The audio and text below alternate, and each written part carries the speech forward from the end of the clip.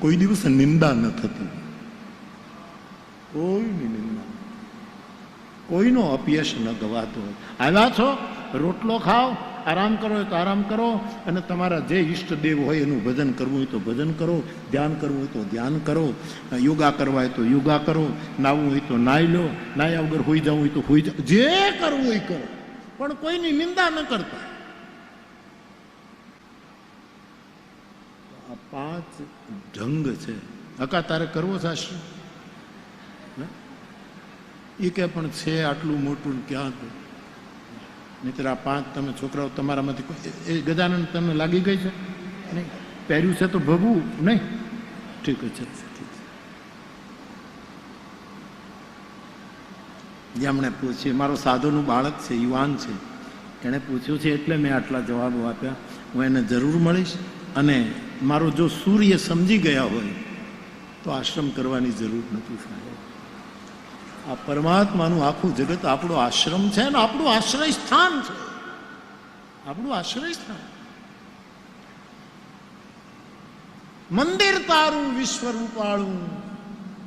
હા, આ કેટલો મોટો વિચાર લઈને આપણે ત્યાં આવ્યું. મંદિર તારું વિશ્વ રૂપાળું. પછી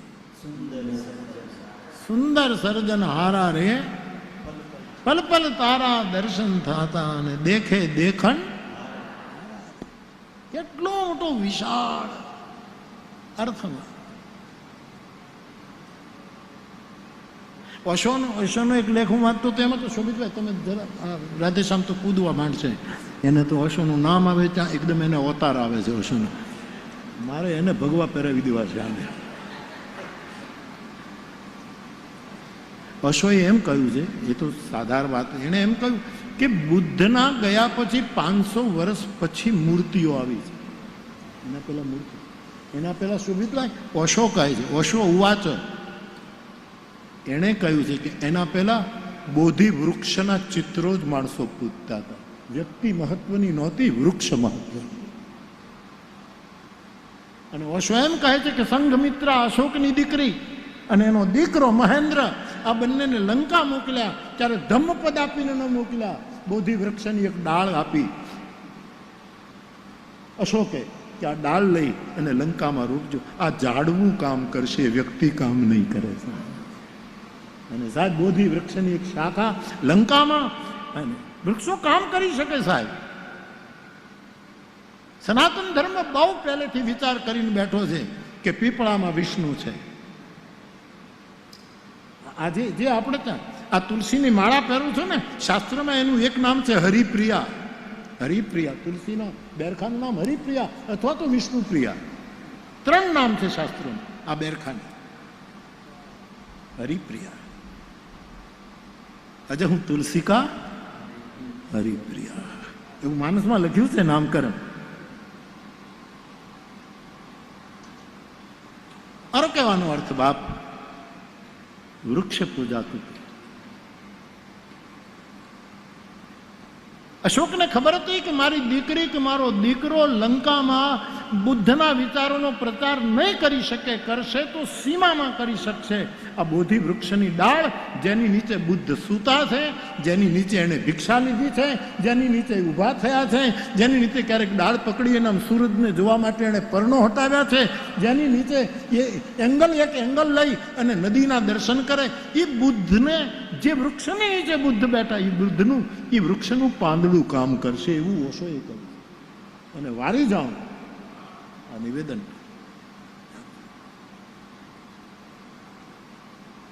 આપણે કાંઈ નથી કરતા, આ હોલમાં એસી આપણા ઉપર કામ કરી રહ્યું છે. આપણે તો ઉકાળા ઊભા કરી છે. 6:30 વાગે ઘણા આવે તો સ્વયંસેવકો ઉઠાડી મૂકે છે. ફરી એક વખત કહું, 6 વાગ્યાના મારા પારે એવા બેસી જાય છે, તોય સ્વયંસેવકો આવીને કે ઉઠો ઉઠો ઉઠો, પાછળ જાઓ પાછળ જાઓ. આવું ન કરો. હા, અહીંયા આવું નથી થતું, થોડું ઘણું થાય છે. એમને તો કાંઈ બાવો બોલે જ નહીં, એમને થોડો બોલે. એમાં બધાની ભૂલ હશે થોડી ઘણી, બંને બાજુ. પણ સ્વયંસેવકોને મારી વિનંતી, મારા શ્રોતાઓની સાથે બહુ શીલથી વર્તાવ કરજો. હું કાલે બોલ્યો તો એ જ કહું, કે તમે આટલા દિવસ પૂરતી છો, મારે કાયમના છે, કાયમના.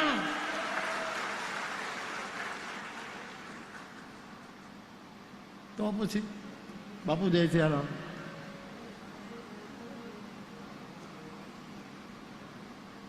મારા સાધુડાના જે આશ્રમો છે એમાં આવું આવું આપણે દર્શન કરતા રહ્યા છીએ. પણ આ યુવાને મને પૂછ્યું નહીં, પાછો મારો ગોંડલિયો છે એટલે હું તો બાપુ તમારી પાસે મોકલી દઈશ, મને મળશે. સીતારામ બાપુ પાસે જા નહીં, એનો અનુભવ લે કે શું કરવા જેવું છે, શું કરવા. મારી ઝપટે ચડશે તો હું બાવો કરી દઈશ. સાહેબ, ભાઈ સાહેબ, અમે તો ક્યાંય ના નથી રહ્યા સાહેબ, આજ અહીંયા અને કાલ અહીંયા. खुदा अपने बंदों की करता निगहबानी, नया मंजर नया बिस्तर नया दाना नया पानी. ચરાઈ વહીતી આ શેરમાં ચરાઈ વહીતી. ઉપનિષદ ની સુગંધ શેરમાં. खुदा अपने बंदों की करता निगहबानी, नया मंजर नया बिस्तर नया दाना नया पानी. ચરાઈ વહીતી ચરે નીર નદીઓ ના થાવું, મારે ક્યાંય ના રોકાવું. તો બાપ એ છોકરો મને મળશે તો બાપુ તમારી પાસે મોકલી જો, એને યોગ્ય સલાહ. કાં તો મૂળદાસ બાપુની પાસે મોકલી દઈશ. બાપુ એ સુરત આવશે રામમઢી, ત્યાં તમે શાંતિથી 2 જણા વાત કરજો. હો બાપુ, તમે એને કરી દેજો. અધિકાર વગરનું મારે જવાબ આપવાનું, કારણ કે આપણે કોઈ આશ્રમ નહીં. અમારો હર્ષદ બ્રહ્મભટ્ટ સાહેબ તો એમ કહે, શ્રમ કરો ઓ સંતજી, આશ્રમ નહીં. શ્રમ કરો ઓ સંતજી. હર્ષદ બ્રહ્મભટ્ટ ઉર્દુ પણ આટલું કામ કરે, હિન્દી પણ, ગુજરાતી ઉપર પણ આટલું કામ કરે. કેટલા પુસ્તકો મેં વિમોચિત કર્યા. મેં સાહિત્યની સેવા બહુ કરી છે સાહેબ, જેવી તેવી નથી કરી સાહેબ.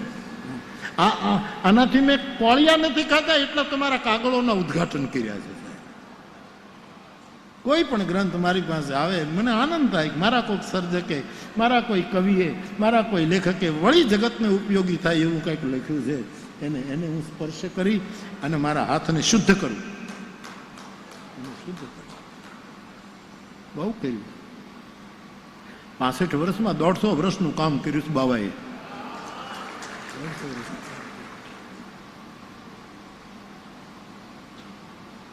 આનંદ બહુ આવ્યો.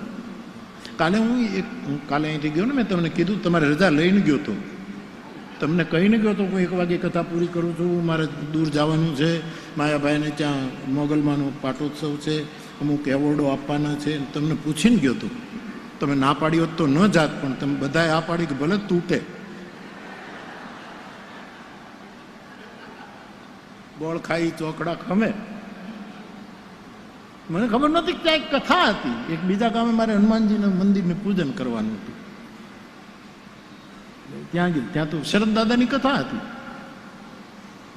શરદ દાદાની કથા, પછી 10 મિનિટ કથાનું શ્રવણ પણ મેં કર્યું. વ્યવસ્થાના રૂપમાં જે કથાકારો આવ્યા છે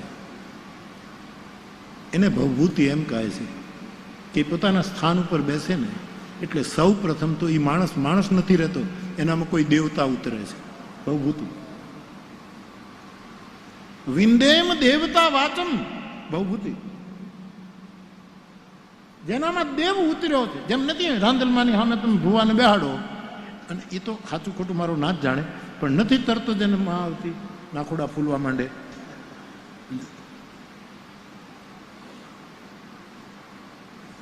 આમ ધીરે ધીરે શરૂ થાય.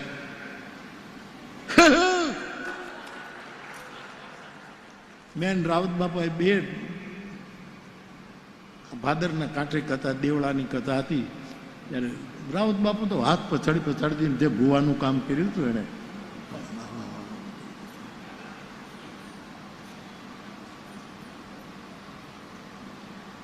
તો રાંદલમાના લોટાની સામે બેઠેલો એક એનો ઉપાસક, એનાય હરિમાં જો કંઈક આવતું હોય, જે સાચું ખોટું આપણને ખબર નથી, પણ કંઈક થતું તો હશે, એક આવેશ આવતો હશે.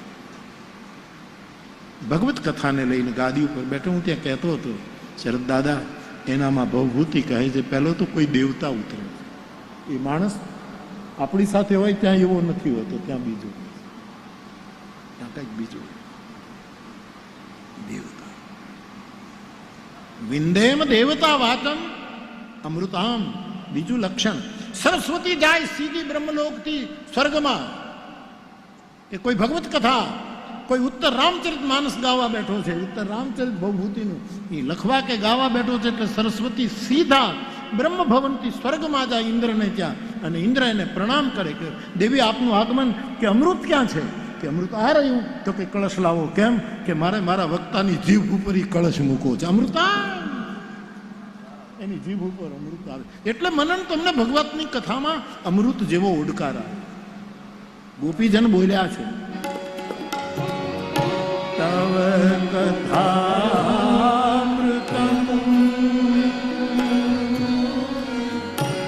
તપ્ત જીવનમ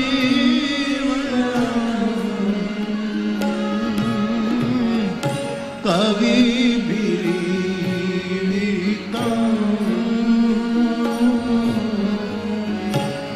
કલ્મષા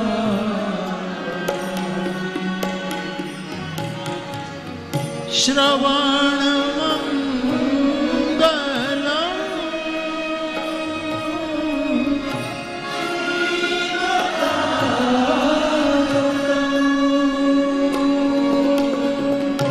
ભુવિ ગુણંતિતે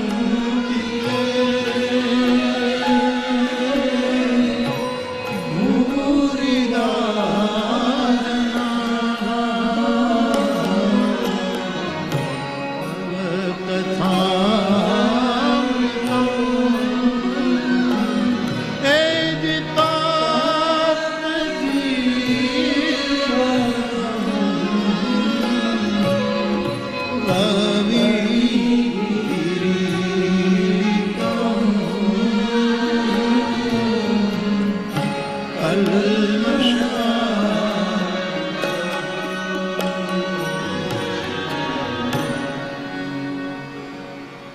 સરસ્વતી ઇન્દ્રના દરબારમાંથી અમૃતનો કળશ લઈ અને વક્તાની જીભ ઉપર આમ ટીપા પાડે એમ નહીં, આખો કળશ આમ ઊંધો કરનાર.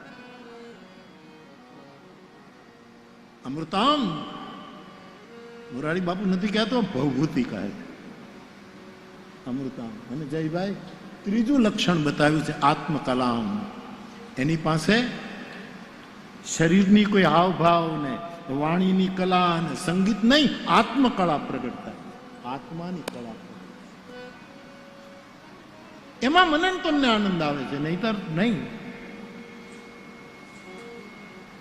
તો સાહેબ એક સામાન્ય ઉપાસક રાંદલમાનો હોય, એને તે અમુક ડાક વાગે ને અમુક રાવળ બોલાય, ત્યાં એના શરીરમાં જે કંઈ થતું હોય, આપણે બહુ એમાં જવું નથી, એને હું કલા તરીકે લઉં છું, બીજી શ્રદ્ધા અંધશ્રદ્ધા તરીકે નથી. એ ડાક એક કલા છે, એક વાદ્ય છે. શંકરના ડમરામાંથી જગતને વ્યાકરણની ઉપલબ્ધિ થઈ છે. શિવનું ડમરું વાગ્યું ન હોત તો આ જગતને પાણીનીનું વ્યાકરણ ન મળ્યું હોત. આ વ્યાકરણ જ્યાંથી નીકળ્યું છે એ જે આ ડાક છે.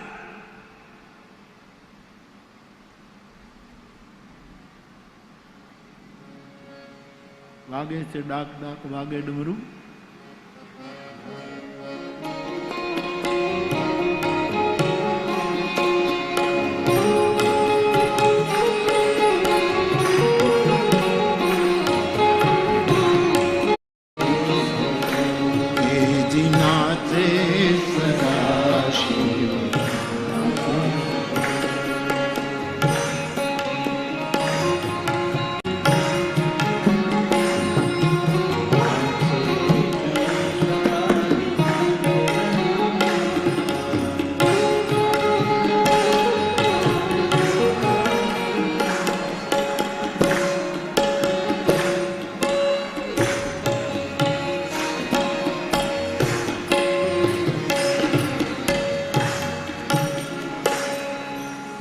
એક કવિતા આવી છે, શબ્દ તીરે વિંધાયું છે, શબ્દ તીરે વિંધાયું છે હૃદય, હું ભાલકા તીર્થ છું, હું ભાલકા તીર્થ, મૌન બની થીજી ગયેલી હું જ કૃષ્ણની ચીસ છું. અર્ધ પાગલ રડે તોય ના સંભળાય ડુસકા, પણ કહે કોને હું મૂક મીરાનું આક્રંદ છું. અર્ધ પાગલ અતુલ પંડ્યા કોઈની કવિતા છે. અતુલભાઈ.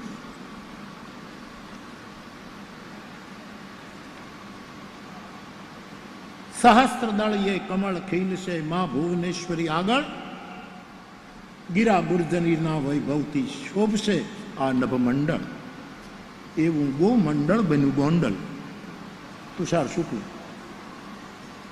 રામકથા છે જ્ઞાનકોશ ને શબ્દકોશ વહેવાણી, જીવનકોશના પાને કલકલ અર્થકોશ સરવાણી, જટાજૂટથી ગંગા ઉતરે છલકે બ્રહ્મ કમંડળ, એવું ગોમંડળ આજ બન્યું ગોંડલ. કરણ પિયાલા ભરભર પીવે જન્મનો તરસો જીવ, તૃપ્ત કેમ ના થાય જ્યારે અમૃત પાતા શિવ, કલિમલ હારીની કથા જાનવી પાવન કરતી જળથળ, એવું ગોમંડળ બન્યું આજ ગોંડલ. ગો કહેતા વાણી અંબહેજો રામ કૃપારસ ભણી, ગો કહેતા સૌ ઇન્દ્રિયોની ગતિ હજો એ ભણી, અતળ અકળને અગમ સકળ અહીં ઉઘડે સહજ સરળ, એવું ગોમંડળ બન્યું ગોંડ. તુષારભાઈ શુક્લએ બે ચાર કવિઓ, નિરંજન બાપાએ પણ એક પદ લખીને મૂક્યું છે, પણ એને યથાવકાશે હું જેવું સંદર્ભ મળશે એમ તમે જે સામગ્રી આપો છો એનો સદુપયોગ કરીશ. તો બાપ ઢંગથી આશ્રમ બનાવજો, બસ હવે બીજો શબ્દ નહીં વાપરો, ઢંગથી. અને મારી દ્રષ્ટિએ આ 5 ઢંગ છે. આપણા પ્રશ્નના ઉત્તરમાં મેં આટલી વાત કરી. આરો માનસ રામકથાની એ પંક્તિઓનું પુનઃ એકવાર ગાયન કરીને આગળ વધીએ.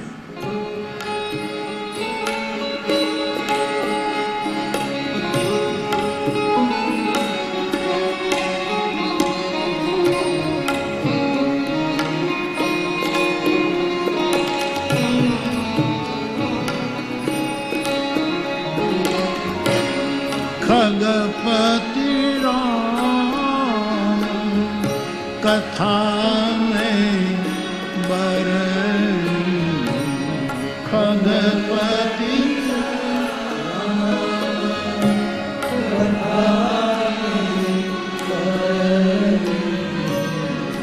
समति विलास त्रास दुख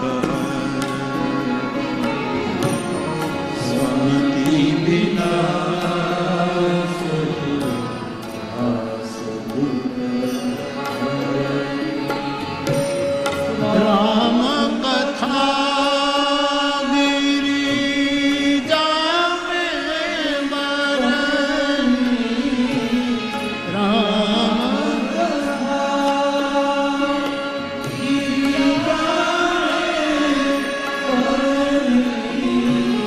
परिमल समानी मनोमल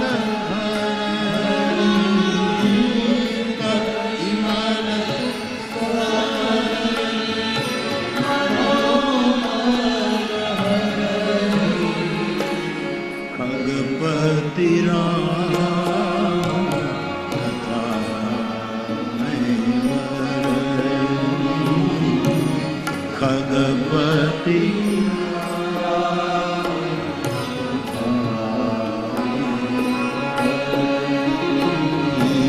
स्वमति विलास त्रास दुख हर, स्वमति विलास त्रास दुख हरनी, राम कथा गिरिजा में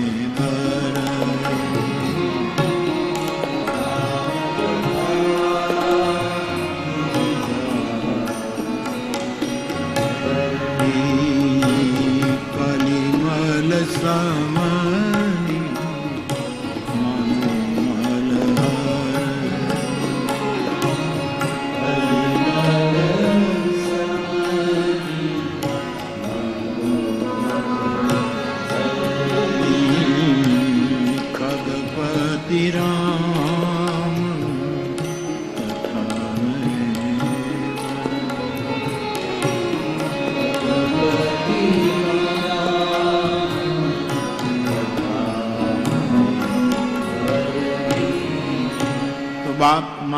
રામકથા, અને પહેલે દિવસથી હું કહું છું કે રામકથા અનેક છે. વિશ્વામિત્રજી લખી ગયા, ચરિતમ રઘુનાથસ્ય શતકોટી પ્રવિસ્તરમ. 100 કરોડ રામગાથા વિશ્વામિત્રજીની આ વાત. ચરિતમ રઘુનાથસ્ય શતકોટી પ્રવિસ્તરમ એકમ અક્ષરમ પુંસામ. એક એક અક્ષર મહાપાતક નાશ. કલિમલ હરની, કલિમલ સમની મનોમલ હરની. એક એક અક્ષર રામકથાનો સાહેબ મારા ને તમારા મનના મેલને અને કાળના જે આ મેળ, કળિયુગનો જે પ્રભાવ છે એના મેં તુલસીદાસજી વિનય પત્રિકામાં એક પદ લખ્યું છે. મેં પહેલે દિવસે કદાચ આપને કહ્યું હતું, હું પાનું ફાડીને લાવ્યો છું કે આપણા જીવનમાં કેટલા મેલ છે, એને રામકથા ખતમ કરી. કેટલા મેલ છે. અને મેલનો જન્મ તુલસીદાસજીએ લખ્યું છે મોહ છે. મોહમાંથી મલ ઉત્પન્ન થાય. આવું તુલસી પદ છે. મોહ જનિત મલ લાગ વિવિધ વિધિ. વિનય પત્રિકાનું 82 પદ નંબર 82. ઠીક હે, બરાબર. મોહ જનિત મલ લાગ વિવિધ વિધિ કોટી હું બદન ન જાય. મોહથી ઉત્પન્ન થયેલો અનેક પ્રકારનો મલ અમારા હૃદયમાં લાગ્યો છે. કેટલાય પ્રયત્નો કરીએ પણ એ મલ નીકળતો નથી. જન્મ જન્મ અભ્યાસ નિરત ચિત્ત. મારું ચિત્ત જન્મ જન્મથી અભ્યાસ કરે છે, અભ્યાસ કરે સતત. સંસ્કૃતમાં અભ્યાસની મને એક નોંધ આપવામાં આવી. સંસ્કૃતમાં અભ્યાસ શબ્દનો અર્થ થાય છે વારે વારે તીર ચલાવવું, જ્યાં સુધી લક્ષ્ય ભેદ ન થાય. વારે આ મૂળ અર્થ સંસ્કૃતમાં અભ્યાસનો આવે. પછી તો આપણે ચોપડીનો અભ્યાસ ને, વર્ગનો અભ્યાસ ને, આ અભ્યાસ ને, એ તો પછી અર્થ વિસ્તાર છે. બાકી સંસ્કૃતનો મૂળ જે વાત છે તે અભ્યાસ જ્યાં હોય ત્યાં વારે વારે આમ તીર ફેંકવા અને લક્ષ્ય ન વિંધાય ત્યાં સુધી એ અભ્યાસ કરે. એ બહુ સરસ. સંસ્કૃતમાં અમુક શબ્દ પ્રમુખ ગજબ છે. સંસ્કૃત જ ગજબ છે. નિપુણ શબ્દ તો આપણે ગમે તેને માટે વાપરીએ કે ભાઈ રસોઈ બનાવવામાં નિપુણ છે. હા, ભજીયા બનાવવામાં તો પાકો નિપુણ. ગાંઠિયા તો એના જેવી કોઈ નિપુણતા કોઈ નથી. ગાંઠિયાનું કરજો જયભાઈ. હા, અત્યારથી પાણી આવે છે મોઢામાં. અને એમાં ગોંડલના ભજીયા પછી પેલા મરચાઈ, ગોંડલના મરચાઈ ઘર પાણી આવે છે. હું ખોટું નથી હતું. અહીંયા બહેન વજ્ર લેપો ભવિષ્યથી. તમને આવે છે? સાચું બોલજો, આવે છે ભજીયા? નહીં તો આમ નહીં કે આવે છે કે નહીં? પણ આમ શું કરે? પણ એમ આવે કે હા પાડ કે ના પાડે? આમ હું નાખી દઈશ. હા આવે? હા બોલતો જ નથી. ગજાનન આવી રીતે કઈ કથાઓ હોતી હોય છે. માણસની સહજ ગતિ હોવી જોઈએ. મારી વ્યાસપીઠથી ઘણાય પ્રેરણા લીધી હશે, પણ મેં કોઈથી પ્રેરણા નથી લીધી. મારું વહેણ, મારા દાદાએ જે રીતે ધક્કો માર્યો એ રીતે આગળ જે સમયે. સાહસનો અર્થ સંસ્કૃતમાં નિપુણ. પેલા નિપુણ કહી. નિપુણનો અર્થ આપણે કહીએ ને ભાઈ બહુ નિપુણ છે, બોલવામાં નિપુણ છે, આમ છે, રસોઈ કરવામાં નિપુણ છે. પણ નિપુણનો અર્થ છે એને જ નિપુણ કહેવાય સંસ્કૃતમાં, જેને બહુ પુણ્ય કરી આવો. પુણ્યવાન હોય એ જ નિપુણ.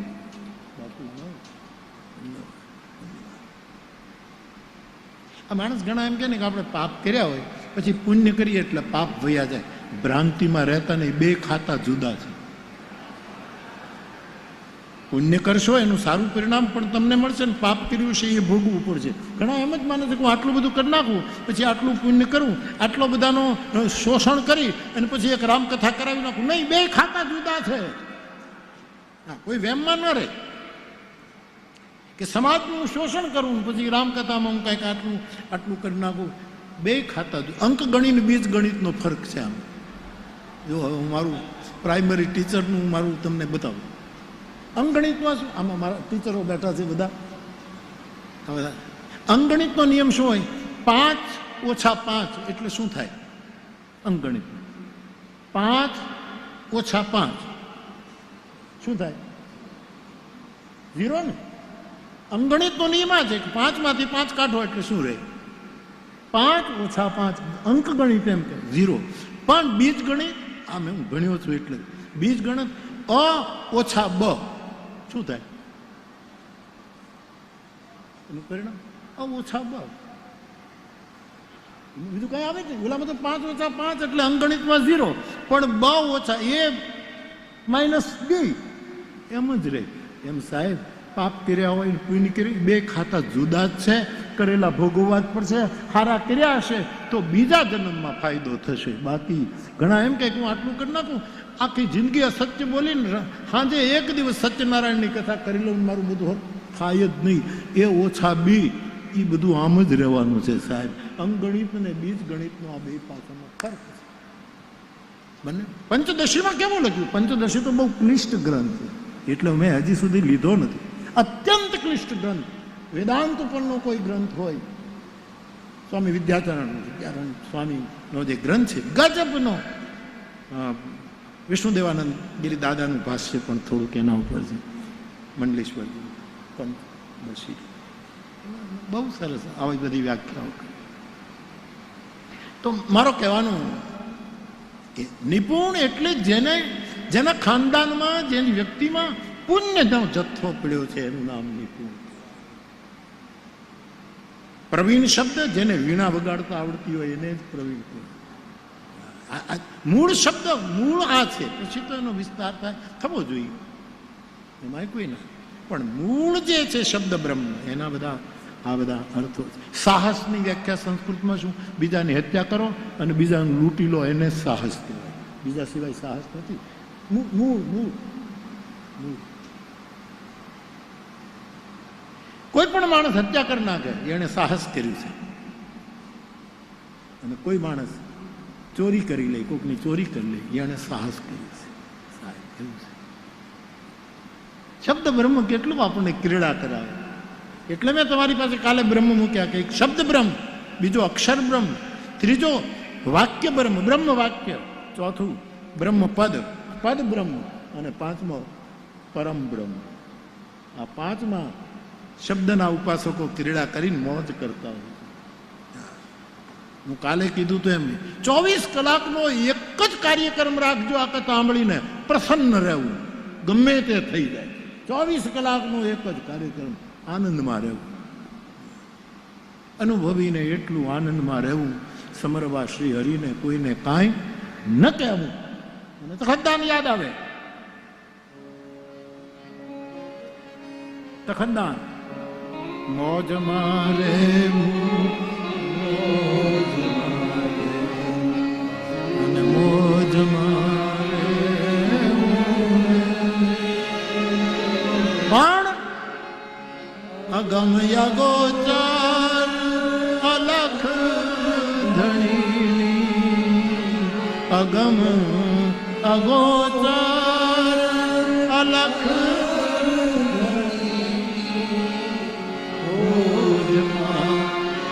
રહેવું રે